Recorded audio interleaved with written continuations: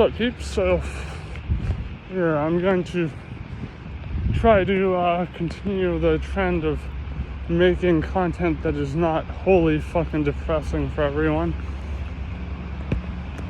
to offset the pessimism a little bit. So, this is a story about the coolest fucking drug dealer I ever met and befriended, because I befriended a lot of my drug dealers, for better or worse, because I don't know, I just saw them as human beings, not fucking vending machines, like, oh, put in the money, fucking get the drugs you want. This guy, I don't know his full name. If I did, I wouldn't say it, but he went by Junior, and he took a real shine to me, which was quite nice, especially considering I was just 15, 16-year-old. Like, this guy was a fucking baller. He was like, you know, pretty much, except for my buddy's dad, who was a psychotic cocaine wholesaler, like, he was pretty much the top of the ladder, you know, the highest rung you can get for a drug dealer, because, like, I can't remember who referred us to him, but I went there with who was a buddy of mine at the time. Now he's, like, you know, a Christian NA fucking freak who just is very judgmental towards anyone who uses drugs. I don't even know what his drug of choice was. I think it was amphetamines, particularly Adderall, because I remember he would grind up his Adderall in class or outside the principal's office and snort it. Yeah, at the time, me and him were referred to this guy and told that he lives in the penthouse of this building that overlooked this massive arena, probably the biggest arena in my city, that, you know, puts on the shows for the biggest artists, is kind of where our provincial football team and hockey team plays. And so, needless to say, the real estate is very expensive there. So the fact that he had not just an apartment but a penthouse in this building meant he was doing very, very well. I remember he also had a nice old BMW and I think a Rolls Royce as well. But he was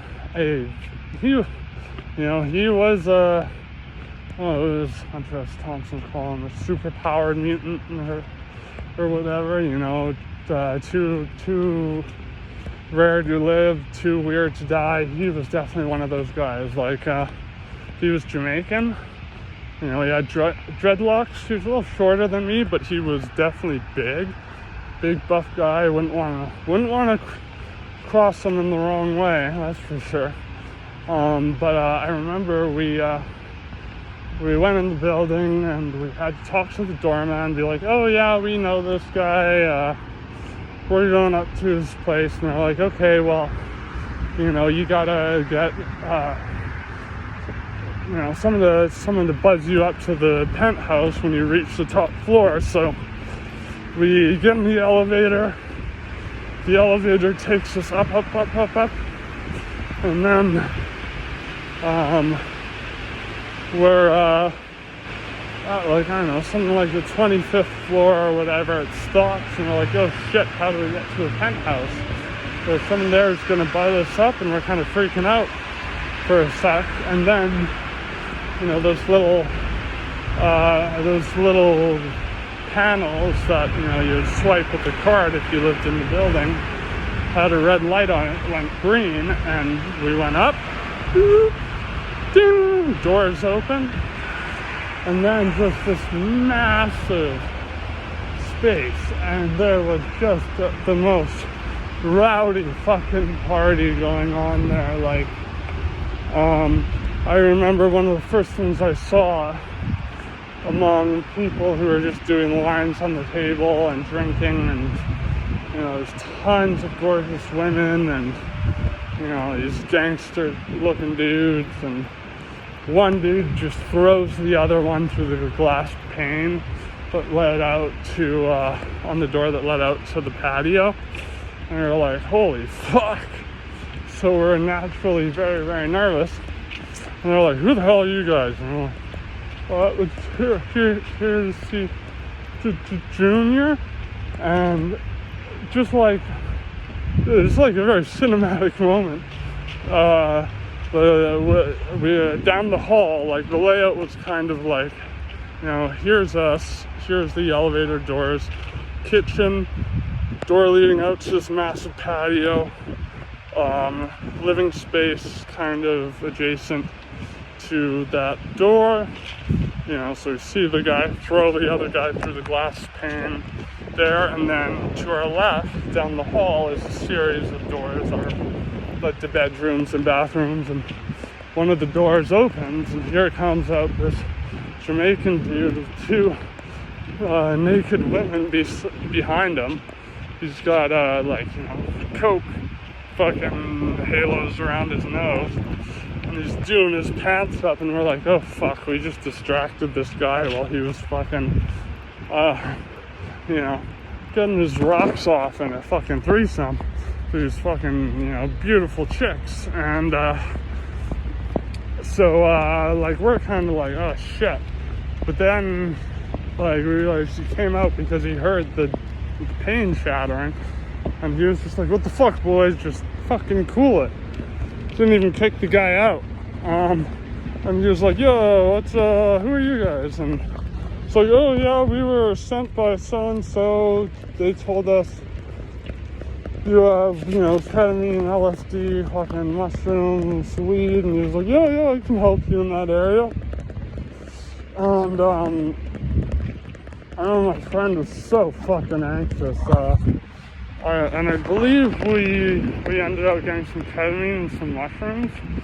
And I remember his ketamine was brown because at the time, so I was told anyways, the ketamine, the majority of it in the city was, because this is way before it was being prescribed to people, it was being, you know, essentially processed by this one woman who was like most people I know who have anything to do with dealing ketamine. They do a fuckload of it. She would put the bottles of Ketaset or whatever the vets would use into a Pyrex dish, put it in the oven, and it would turn into the hydrochloride salt, and she would, you know, do a big fucking whiff of that and then just keep doing it. And so I guess she K-holed and she forgot that this massive amount of ketamine was in the oven, and so it got a little burned and took on this kind of caramelized look. It didn't at all seem to detract from the potency of it, that's for sure. But I remember very quickly me and Junior got to talking, and I found out this like hard fucking Jamaican drug dealer, like tracksuit and everything, very stereotypical in how he looked, was the farthest thing from what his image seemed to convey. Like, he loved nothing more than silent films like Charlie Chaplin, especially. He loved Charlie Chaplin.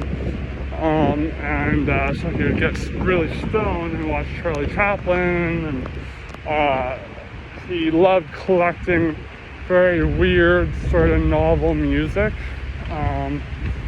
from like typically like the 80s. Like, he had this Fat Boys record. I remember he showed it to me. He was like, look at the frame. And I was like, yeah, it's a nice fucking frame. He's like, no, look at it for a couple seconds. And I did, and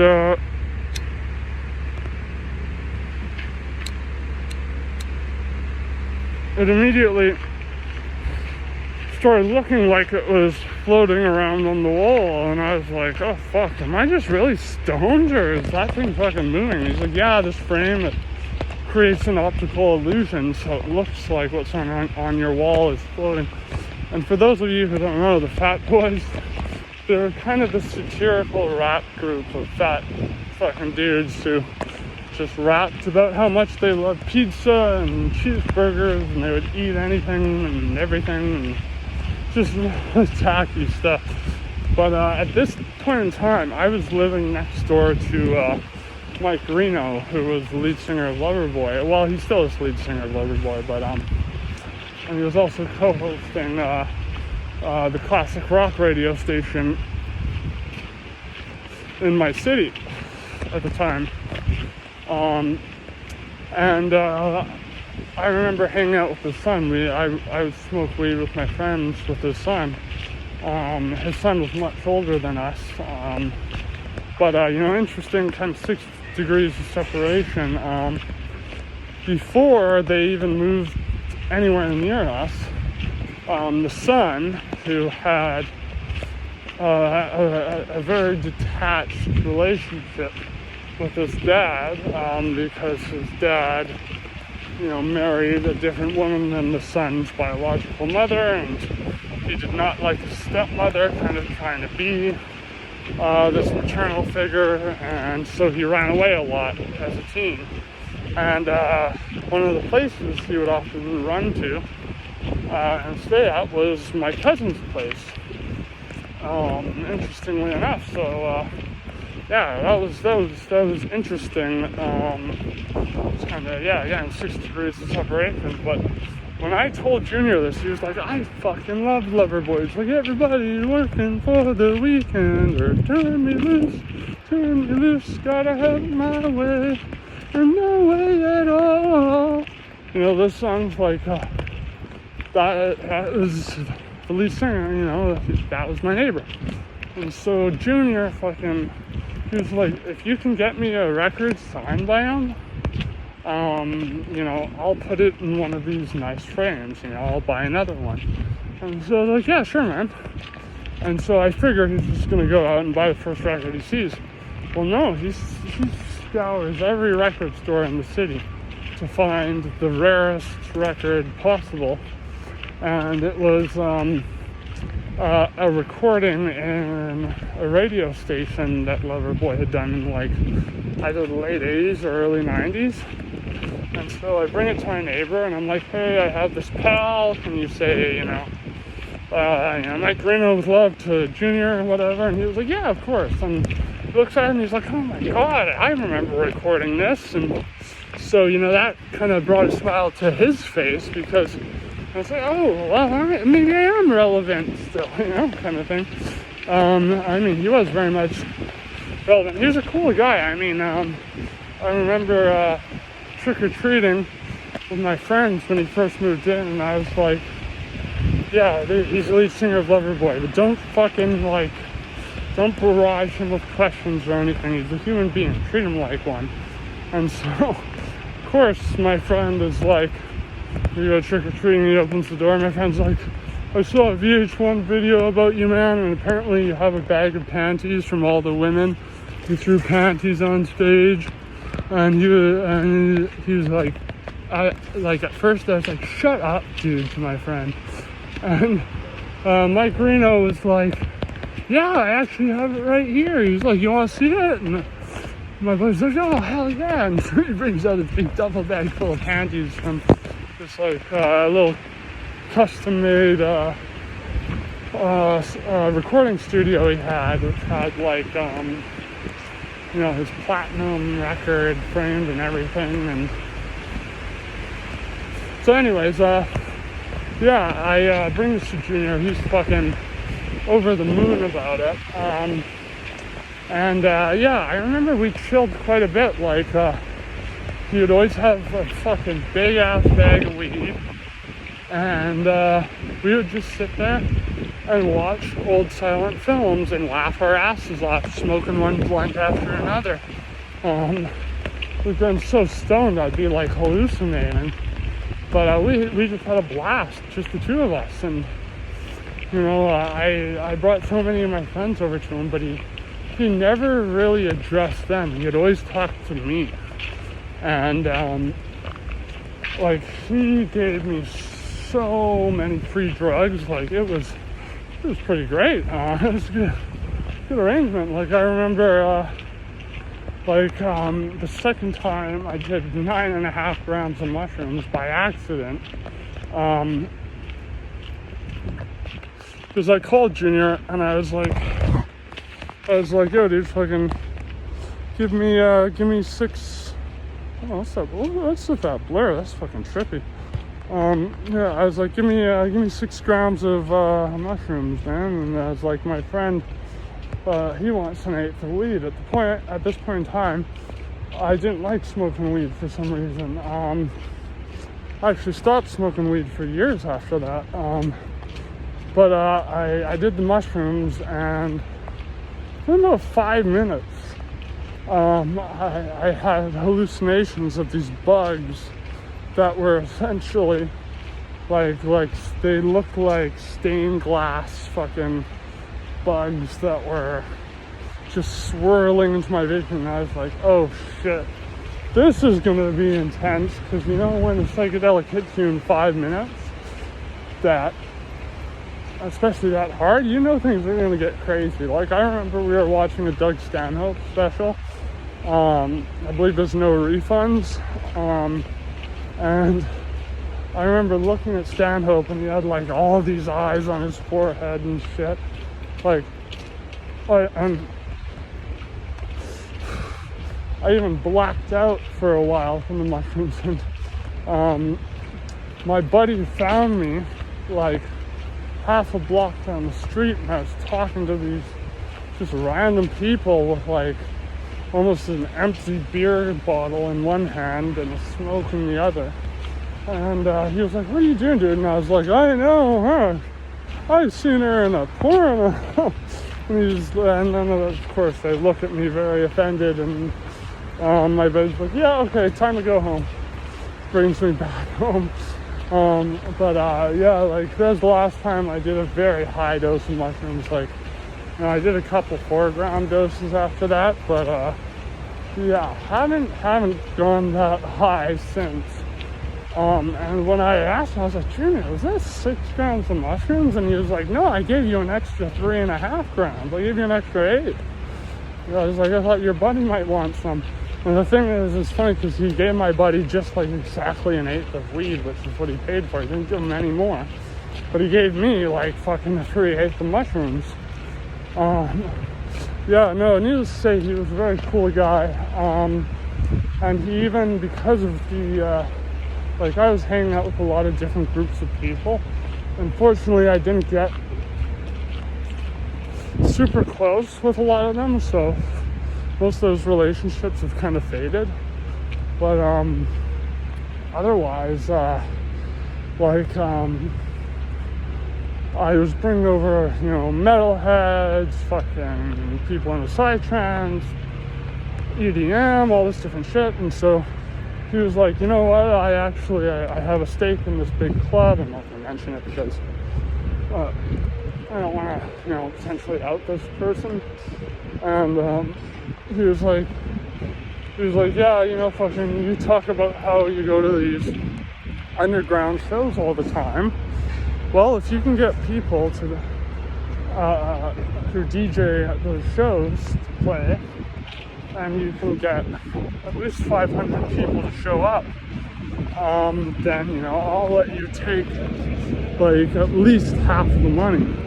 And I was so stoked on that, but then I got kind of, you know, I fell victim to addiction, you know, hardcore addiction, and I was ashamed for him to see that, and so I didn't talk to him anymore, and we just kind of fell out of touch, which is a shame. But yeah, no, he was a very cool guy, and I really hope that our paths do cross again someday. Yeah, kind of crazy story for you. Hope you enjoy it.